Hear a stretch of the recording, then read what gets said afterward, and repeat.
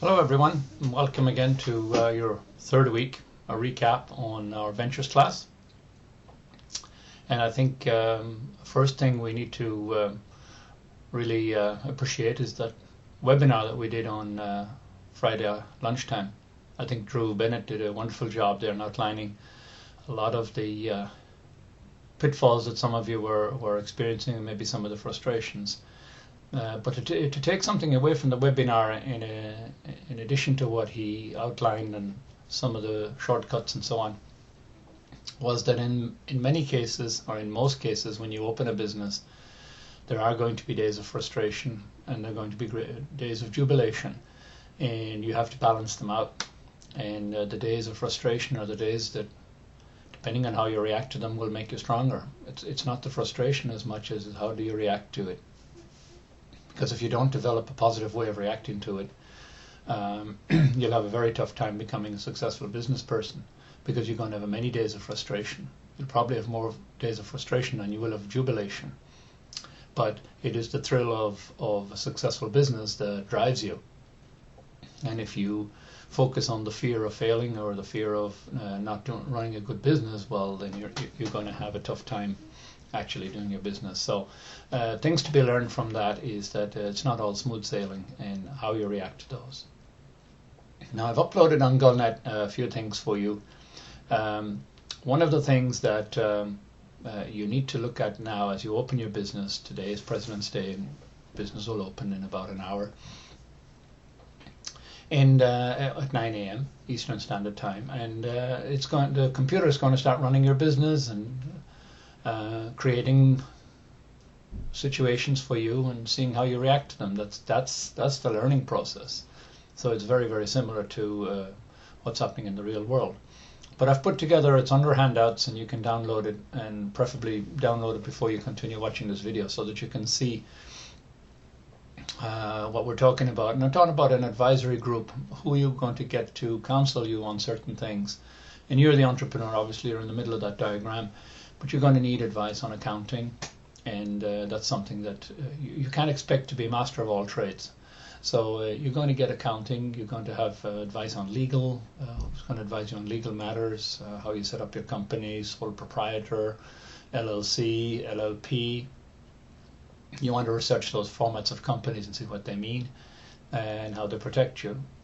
You also want to have financial advice from the banks, and see maybe outside of the banks, maybe somebody unbiased.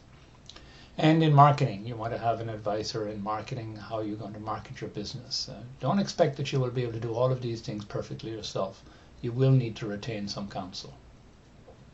At the bottom you see I've written down consultant, which could be your coach. Many successful business people have a coach, some way, shape or form, that's guiding them, that's helping them, helps to see things differently. And then at the top, question mark, whoever you think you should add on to this. This is just a skeleton of an advisory council. Who should you add on to it to help you along? One of the things I would advise is having somebody from outside of your business. And the reason for that is these people can become a wild card, because as you plan and as you strategize and so on, they will begin to ask questions because your business is so unfamiliar to them. They'll ask questions that normally may not crop up, and may get the people around the table to think differently. So think about that as you go forward. So now your experience as a business owner is going to kick in as you open your business. You're going to deal with the frustrations, you're going to deal with the disappointments, the jubilations, and I'd like you to put together goals for the next 4 weeks. You're going to run your business now for 4 weeks before spring break, then we'll close it down, and we'll go through the steps for doing that in the right way to close it down. But put together a goal. It can be a weekly goal, it can be a 4-week goal. I would advise a weekly goal at the moment, because as Drew Bennett said on the webinar, every day of business on the web in your simulation equals 1 week of business in the real world. So you're going to go for 7 days, right? So that's already 7 weeks, and we're going for four times 7, so that's 28 weeks. of business, if I've got it right. So you want to continue that, and then of course the business goes 24/7. So keep that in mind as you're logging in and logging out. You should be logging in once, if not twice a day. It means you log in while you're having a cup of coffee or something. Log in, check it out, see how's it going, and then maybe you log in again in the evening, after dinner or whatever, and see how it's going again, and make some changes, talk to your staff, pay some bills, order some inventory, and see how your business is chugging, see how customers are coming in, and so on. So make a plan for the 4 weeks, and see, then you'll be able to judge yourself on what you are actually able to achieve. If you don't make a goal for yourself, your business is just going to chug along, and you're going to accept whatever comes. So you need a goal, whether it's self-imposed or imposed on you by your advisory council, and then you strive to meet those goals, and that's where you see a measure of achievement. If you don't have a goal, then every day is a good day in business, because you have nothing, benchmark to measure it against. So make sure that you're putting those goals in place and that you're striving to meet them. Now that your business is open today, definitely start implementing what Drew Bennett said on the email, the webinar, to get your friends. There is a link, check it out. There's a link that you can send your friends. You can give them, a few $100, tell them to go and spend it in your restaurant. While you're doing that, try to get some people who will come on a regular basis. I mentioned this before. If you're selling coffee, ask them to come and have breakfast in your place every morning. So have a coffee. So give them the tools in which to do it as well.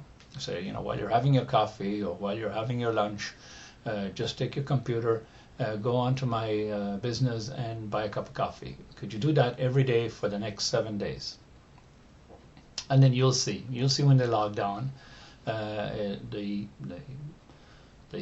simulation will tell you who is in your business and what they spent and so on. So you'll be able to measure if that's happening. I'd advise you to try it out on Facebook, and let people know this is my business, this simulation I'm running for my class. Can you help me out? Check it out. Let me know what you think. Buy a cup of coffee. And here's the link. So if you give everybody $10, and you have a few hundred people on Facebook, and they all go on, well, now you've made a couple of $1,000, and that's in real life what business is as well. Most businesses today have a Facebook page. You should be no different with your business. So that's about it, what I wanted to cover for this week. I'm not putting out any assignments for this week. I will be grading your feasibility studies and giving them back. But I do want to get you to focus this first week of business entirely on the SIM, and take the time to log in and update it, make changes if you wish.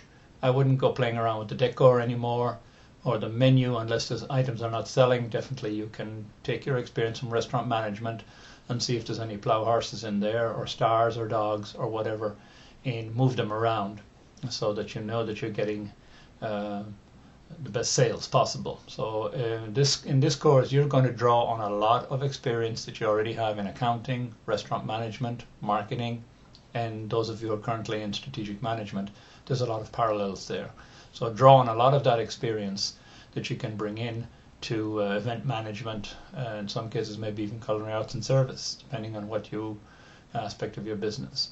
So draw on all of the courses that you've already taken, all of the experience that you've accumulated, plus experience that you have in your day jobs, that'll make you stronger as you build your business, and test yourself a little bit. And I will be in touch towards the end of the week with an assignment, which will be your SWOT analysis that you're going to do. Prepare a SWOT analysis for your business. But we'll talk more about that, and I will explain in a little bit more detail. So I'll be in touch sometime during the week.